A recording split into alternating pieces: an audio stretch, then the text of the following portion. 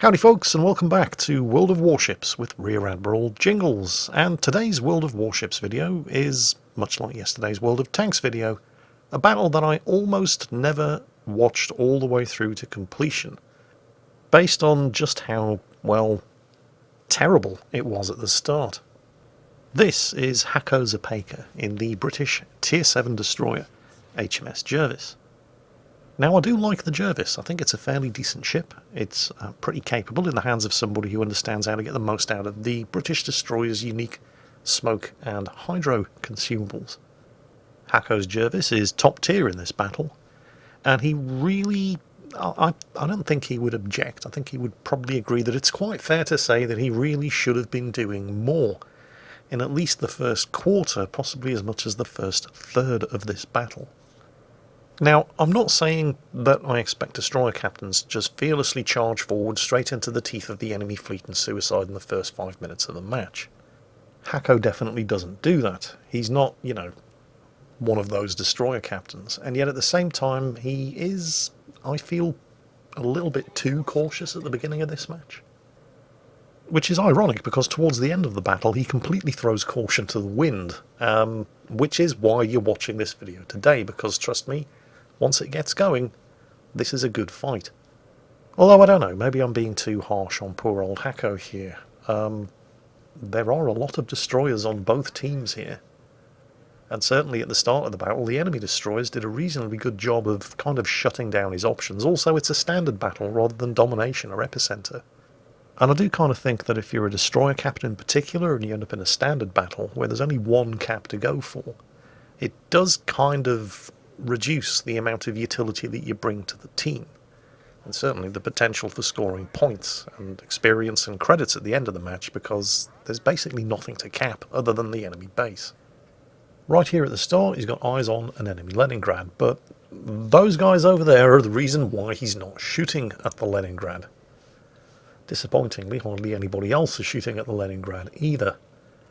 I mean, if he were to open fire right now, this would not be a very good place to be. So, rather than shooting and just announcing his presence, he's dumped his torpedoes and he's turning away to try to stay outside of detection range. Unfortunately, it's a good plan, but it's all going to come to nothing because of the enemy Mayhan. What enemy Mayhan? Well, skip forward a bit, and that enemy Mayhan. And the Mayhan spotted him, so he immediately pops his smoke, because this is an extremely unhealthy place to be. He's in crossfire shooting range of, well, just about all of the enemy ships, I think. Now, the thing that you have to remember about the British destroyer smoke is that it does not last very long. You get at most 3 puffs of smoke out of it, and it only stays for around about 30 seconds. It's basically a get-out-of-jail-free card.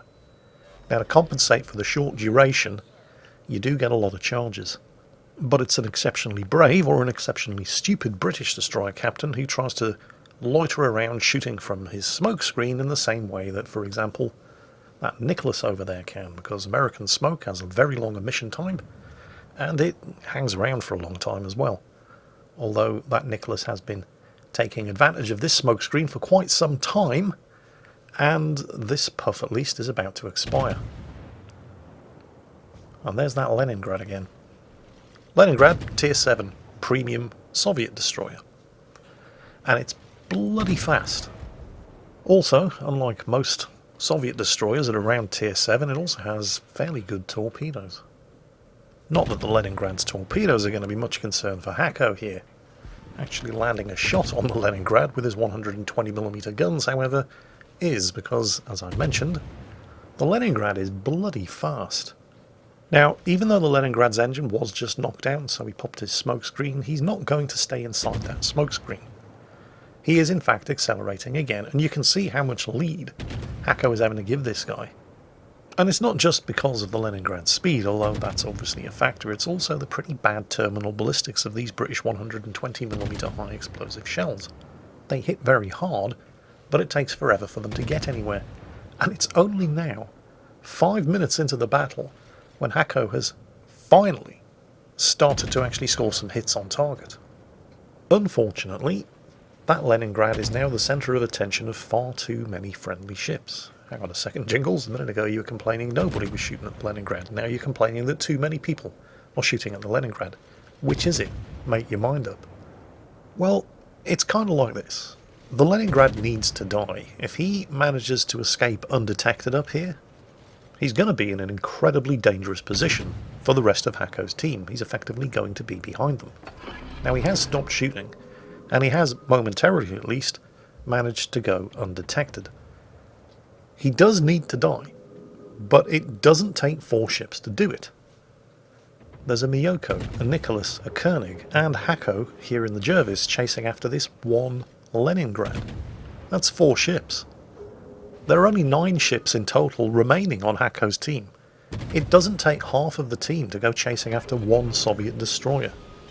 So even if this Leningrad is not having a particularly enjoyable day at the moment, he's killed 1 ship by himself and he has successfully pulled another 4 completely out of the battle while they're chasing him down in an effort to finish him off. Which is really bad news for the 5 ships on Hako's team that are not chasing after this Leningrad, because they're having to deal with the other 10 ships on the enemy team that aren't the Leningrad. So if you've borne with us up to this point, you can probably understand why, as Hako finally finishes the Leningrad off. A third of the way through this battle, we're nearly 7 minutes in now. Why are we watching this?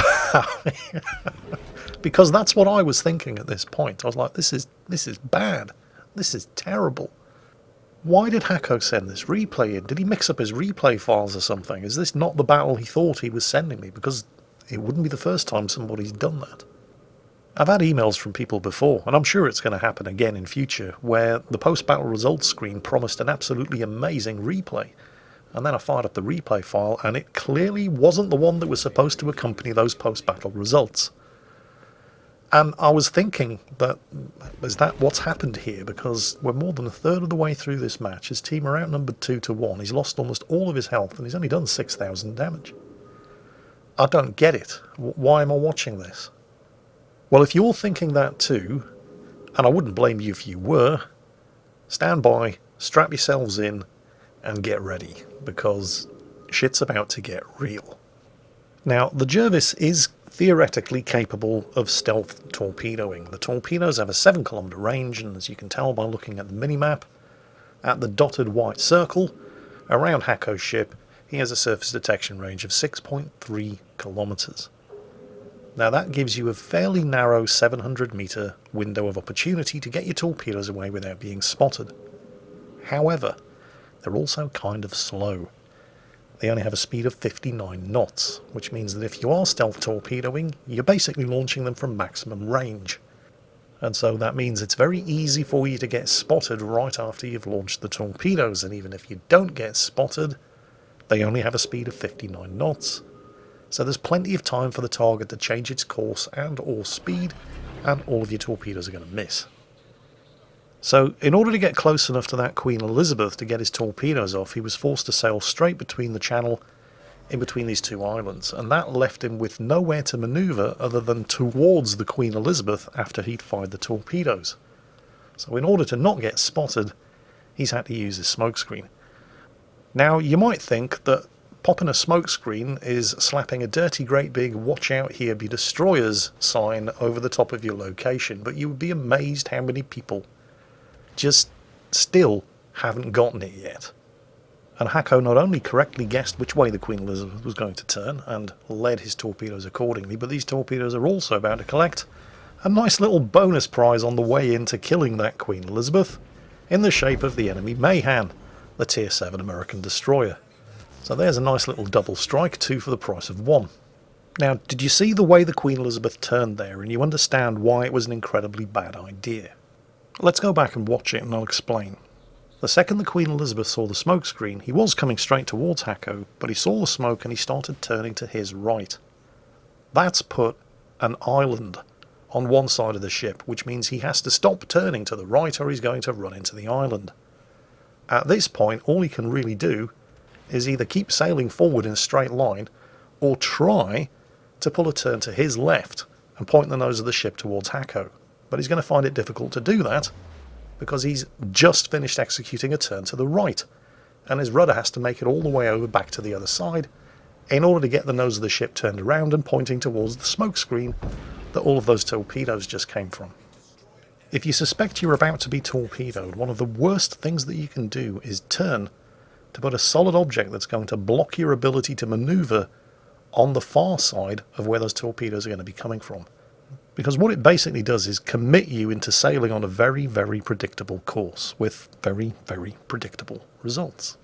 And speaking of angry smokescreens, that Congo has just found himself a kamikaze, the last surviving destroyer on the enemy team, inside that smokescreen. Unfortunately, the kamikaze's torpedoes have all found the Congo. Now, with the Congo sunk, and the Koenig over there pulling a big fat nope and turning around and heading in the other direction, the kamikaze, even though his smokescreen is about to expire, is feeling pretty confident about just waiting for his torpedoes to reload and having another go on the Koenig. What he should be doing is using the few seconds that his smokescreen has left to turn around and get the hell out of there, but, well, he doesn't know that there's a Jervis charging the smokescreen with the hydroacoustic search-up. Now, the Kamikaze is not a bad little ship. In fact, it's a very, very good little premium Tier 5 Japanese destroyer. I have one of my own, and it's fantastic, but it's only fantastic as long as nobody knows where it is. Once you've pinned one of these little buggers down, and you've got a Jervis, a Koenig, and a York shooting at it, they're relatively easy to dispose of. Now, shooting at the Kamikaze has obviously increased Hako's surface detection range, and he is well within shooting range of a whole bunch of British battleships and their incredibly nasty high explosive shells. But his smoke is already back off cooldown. That's the good thing about the British destroyer smokescreen consumable. It might not last very long, but you do get to use it quickly and often. And, oh look, Hako's torpedoes are all ready to go again. So he's going for the King George V up there. Now remember what happened to the Queen Elizabeth earlier. He saw the smokescreen and he put himself into a position that severely restricted his ability to maneuver. The Navy actually has a signal for those. They're called RAM shapes. RAM stands for restricted ability to maneuver. If you see a ship hoisting these RAM signals, the ship is basically telling you, I can pretty much only sail in a straight line, slow down, or speed up. Usually happens when they're doing a replenishment at sea. If they're tied up to a tanker and transferring fuel, that's pretty much all they can do. Now, the King George V doesn't have that excuse. Now, I don't know what the King George V captain is concentrating on right now. Maybe he didn't see Hako when he was detected. Maybe he didn't see Hako's destroyer icon pop up on the minimap. Maybe he didn't see Hako's smokescreen. All of these things are possible, but it's also possible that, well, maybe he should have just been paying a little bit more attention. Send more battleships. Well, there are no shortage of battleships remaining on the enemy team to be shot at. There's a Congo, and a Duke of York over there. Now, we know that the Duke of York at least was paying attention, because he managed to at least get one gun turret shooting at Hako earlier, even though he didn't score any hits, and it was the Duke of York shooting at him that prompted Hako to pop his smoke. A smoke which, by the way, is once again already back off cooldown and available for use. And the Duke of York is showing us exactly what you should be doing if you have spotted a smoke screen. There's a big fat juicy island around, and you think there may be torpedoes coming. He's turning around to the far side of the island, which means Hako cannot torpedo him. The Congo, however, is not. So he is pretty much caught between a rock and a hard place here. Now, Hako has been spotted. And the Congo, at least, isn't quite as oblivious as the King George V, or the Queen Elizabeth was. The Congo realises that he's being pressured by two destroyers, and he is pretty much caught between a rock and a hard place here, so he does the next best thing. Rather than continuing on the same course and pinning himself up against the island and making himself a very predictable target, he is instead turning towards the threat. Now, this is a good idea if you have no other options, and the Congo doesn't, because it presents a narrower target, and while you might eat one, maybe two torpedoes, you probably won't eat them all, because torpedoes are fired in a fan-like spread. Unless it's a British destroyer, which is capable of ripple firing the torpedoes, or firing them all at the exact same point. Which, of course, means that if one of them hits, they're pretty much all going to hit. And that's kill number 5. Kraken unleashed, 117,000 damage done.